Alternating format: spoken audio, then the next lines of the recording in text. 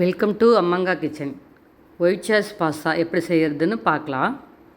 அதுக்கு சிக்கன் இந்த மாதிரி பீசஸாக வாங்கி நல்லா ஒரு இதை வச்சு தட்டிட்டு மைதா ஒரு பிளேட்டில் எடுத்து வச்சுட்டு மஷ்ரூம், ப்ரக்கோலி, பூண்டு நான் ஃபைன் சாப் பண்ணி எடுத்து வச்சிடலாம். இதில் ப்ரெட் க்ரம்ஸில் சீஸை துருவி வச்சுருக்கோம். இது கூட பாஸ்தாவை நம்ம நல்லா வேக வச்சு நல்லா வெந்ததுக்கப்புறம் அது மேலே பச்சை தண்ணியை ஊற்றி அப்படியே எடுத்து ஒரு ஓரமாக வச்சிடலாம். இப்போ நம்ம இந்த சிக்கன் துண்டுகளை நம்ம மிளகு ஜீரகம் இடிப்போம்ல, அந்த கல்லை வச்சு நல்லா நச்சு இது மாதிரி எடுத்து வச்சுருக்கேன். நல்லா தட்டி எடுத்து வச்சாச்சு. இது மேலே இப்போது நம்ம ஒரு முட்டையில் மிளகும் உப்பும் சேர்த்து நல்லா பீட் பண்ணி எடுத்து வச்சாச்சு. இப்போது நம்ம மிக்ஸ் பண்ணிக்கலாம். அந்த ப்ரெட் க்ரம்ஸையும் சீஸையும் மிக்ஸ் பண்ணி எடுத்துக்கலாம்.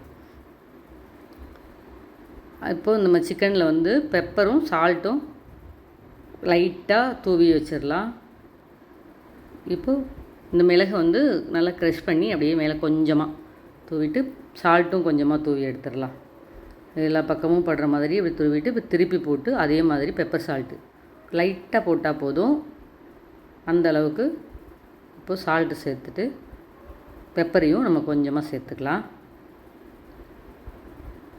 இந்த மாதிரி ரெடி பண்ணி வச்சுருக்கிறத நம்ம மைதாவில் அப்படியே டிப் பண்ணி எடுத்துட்டு இந்த முட்டையும் பெப்பரும் உப்பும் சேர்த்து கலந்து அடித்து வச்சுருக்கோம்ல, அதில் அப்படியே நல்லா நனைச்சி எடுத்துட்டு மறுபடியும் நம்ம இந்த ப்ரெட்டும் சீஸும் கலந்து வச்சுருக்கோம்ல ப்ரெட் க்ரம்ஸோட, அதில் நல்லா கோட்டாகிற மாதிரி ரெண்டு பக்கமும் திருப்பி நல்லா டிப் பண்ணி எடுத்து வச்சிடலாம். இதே மாதிரி எல்லா சிக்கன் துண்டுகளையும் நம்ம எடுத்து ஒரு பிளேட்டில் வச்சிடலாம். இந்த சிக்கன் துண்டுலாம் எல்லாமே ஒரு பிளேட்டில் ஒரே மாதிரி ரெடி பண்ணி நம்ம வச்சாச்சு. இதை இப்போ ஏர் ஃப்ரையில் வச்சு ஃப்ரை பண்ண போகிறோம். ஏர் ஃப்ரையில் வைக்கலாம், அப்படி இல்லாட்டினா நம்ம ஆயிலில் கூட டீப் ஃப்ரை பண்ணிக்கலாம். இப்போ இது மேலே ஆயில் இப்படியே அப்ளை பண்ண போகிறோம். ஒரு ப்ரெஷ்ஷை வச்சுட்டு இந்த ஆயில் இப்படியே லைட்டாக அப்ளை பண்ணி விட்டுடலாம். அப்ளை பண்ணி நம்ம இப்போ இதை வேக வச்சிடலாம்.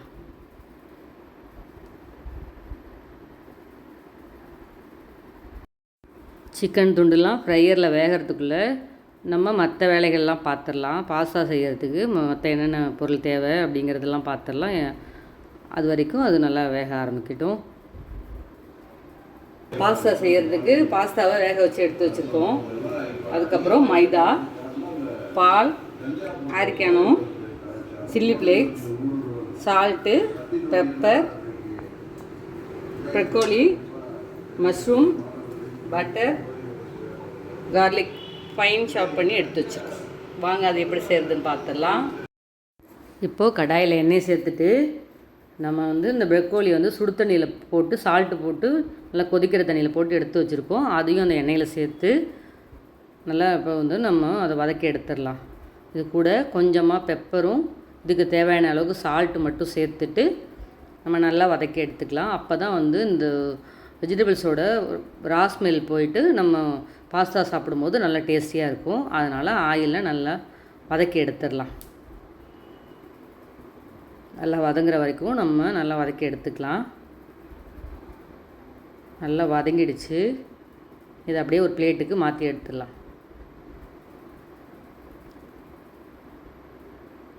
இப்போது இது நல்லா வதங்கி பிளேட்டுக்கு மாற்றியாச்சு.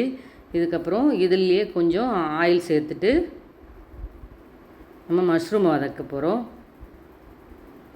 இப்போ நம்ம கட் பண்ணி வச்சுருக்கிற மஷ்ரூமை சேர்த்து அதையும் நல்லா வதக்கி எடுத்துடலாம்.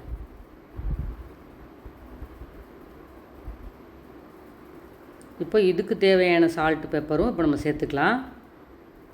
இந்த மஷ்ரூமுக்கு தேவையான அளவுக்கு மட்டும் கொஞ்சமாக சால்ட்டும் கொஞ்சமாக பெப்பரும் சேர்த்து அதை நம்ம இப்போ வதக்கலாம்.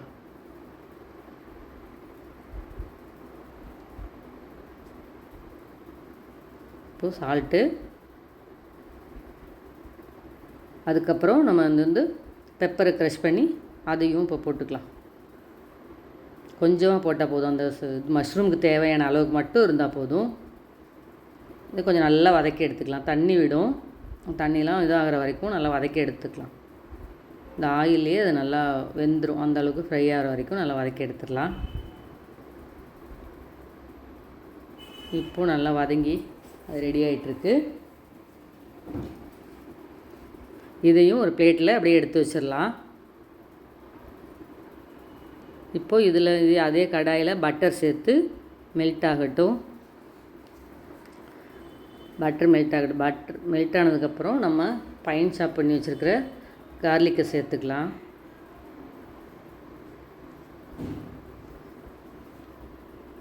இப்போது அந்த பூண்டை அதில் சேர்த்துடலாம். சேர்த்து நல்லா வதக்கி விட்டுக்கலாம். அந்த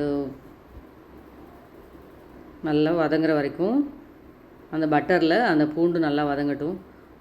வதங்க ஆரம்பித்த உடனே அந்த ஃப்ளேவர் சூப்பராக இருக்கும். சமையல் போர் அடிக்குதுன்னா இந்த வாசனையெல்லாம் நம்ம கொண்டு வர்றதுலேயே ஒரு சந்தோஷம் அப்படி இருக்கும். அந்த அளவுக்கு நல்ல கார்லிக்கும் பட்டரும் சேர்ந்து நல்ல ஒரு ஃப்ளேவர் கொடுக்கும். இப்போ அதில் சில்லி ஃப்ளேக்ஸ் சேர்த்துக்கிறேன். சில்லி ஃப்ளேக்ஸ் சேர்த்துக்கலாம். அதையும் சேர்த்து வதக்கிட்டு அது கூடவே இப்போ நம்ம வந்து ஆரிகானோ, அது ஒரு ஸ்பூன் அளவுக்கு ஆரிகானோ சேர்த்துக்கலாம். சேர்த்து நல்லா கலந்து விட்டுடலாம். இப்போது அதில் நம்ம மைதா வந்து ஒரு 1.5 ஸ்பூன் அளவுக்கு சேர்த்துக்கலாம். ஒயிட் சாஸ் செய்கிறதுக்கு மைதாவை சேர்த்தாச்சு. நாங்கள் வந்து இப்போ இந்த 5 பேருக்கான அளவுகளில் நான் செஞ்சிட்ருக்கேன். நீங்கள் உங்களுக்கு எந்த அளவுக்கு செய்கிறீங்களோ அது அளவுக்கு மைதாவை கொஞ்சம் கூட குறைச்சி போட்டுக்கோங்க. இப்போது நான் பால் ஒரு 1/2 லிட்டர் பாலை கொஞ்சம் கொஞ்சமாக சேர்த்துக்கிறேன். காய்ச்சின பால் அது கொஞ்சம் கொஞ்சமாக சேர்த்து நம்ம கிளறி விட்டுடலாம். நல்லா மிக்ஸ் பண்ணி விட்டுருவோம். கொஞ்சம் கொஞ்சமாக பாலையும் சேர்த்து மிக்ஸ் பண்ணிகிட்டே இருக்கலாம். அப்போ தான் அது கெட்டிப்படப்பட நம்ம அந்த பாலை சேர்த்துக்கலாம்.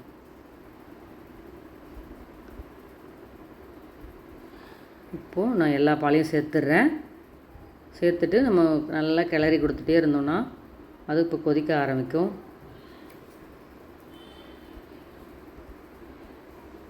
இப்போது அது கூட கொஞ்சம் பெப்பர் கொஞ்சம் சேர்த்துக்கிறேன்.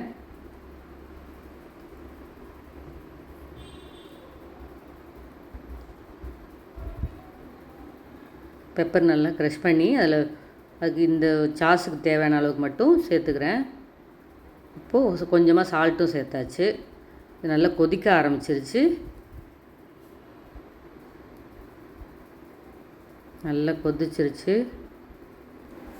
இப்போது இதில் ஓரளவு கொஞ்சமாக வந்து மொசரல்லா சீஸ் சேர்த்துடலாம்.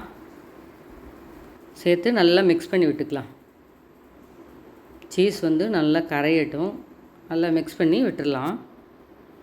நல்லா மிக்ஸ் ஆகிற வரைக்கும் நம்ம கலந்து விட்டுடலாம். இப்போது சீஸ் எல்லாம் நல்லா கரைஞ்சிருச்சு. இதுக்கப்புறம் நம்ம வேக வச்சு வச்சுருக்கோம் இல்லையா பாஸ்தா, வெந்ததுக்கப்புறம் கொஞ்சம் பச்சை தண்ணி ஊற்றி அதில் அப்படியே வச்சுருந்தோம். இப்போ அதை வடிச்சிட்டு இந்த ஒயிட் சாஸில் சேர்த்துடலாம்.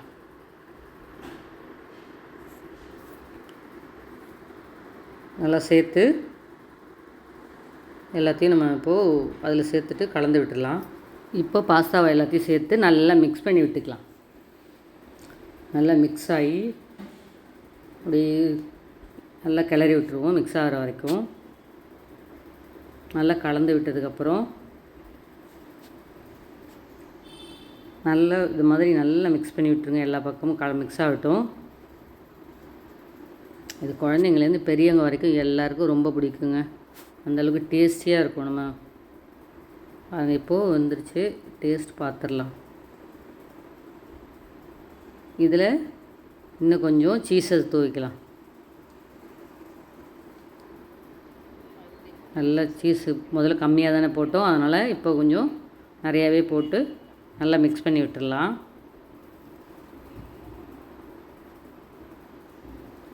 இப்போ நல்லா மிக்ஸ் ஆகிற வரைக்கும் நல்லா கலந்து கொடுத்துடலாம். இப்போது இது கூட நம்ம நல்லா மிக்ஸ் ஆகிடுச்சு.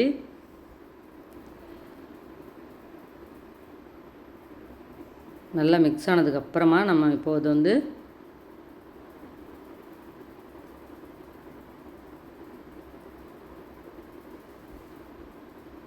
செக் பண்ணி பார்த்துடலாம். உப்பு எல்லாம் கரெக்டாக இருக்கான்னு செக் பண்ணி பார்த்துக்கலாம். இப்போ இது கூட மறுபடியும் கொஞ்சம் பெப்பரும் சால்ட்டும் கொஞ்சம் சேர்த்துடலாம்.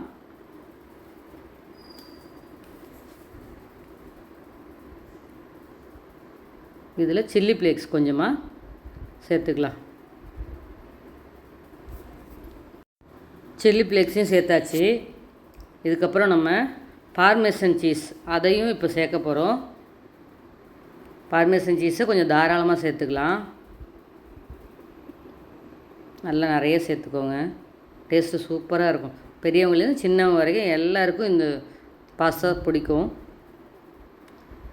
இந்த ரெசிபி என்னோடய மருமகளோடது. அவங்க தான் எனக்கு செஞ்சு காமிச்சாங்க.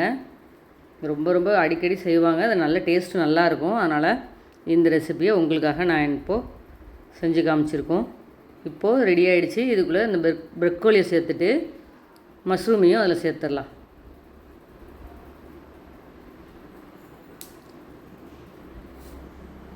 இப்போ ரெண்டையும் சேர்த்தாச்சு. இதுக்கப்புறம் நம்ம நல்லா கலந்து விட்டுடலாம்.